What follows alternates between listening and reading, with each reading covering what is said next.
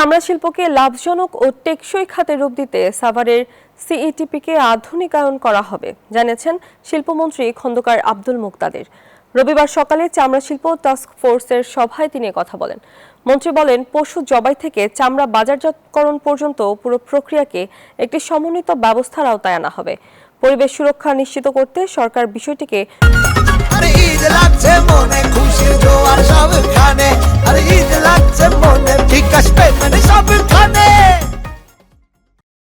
গুরুত্বের সঙ্গে বিবেচনা করছে। আধুনিক প্রযুক্তি ও সঠিক ব্যবস্থাপনা নিশ্চিত করা গেলে চামড়া খাত থেকে রপ্তানি আয় এবং কর্মসংস্থান দুই বাড়বে।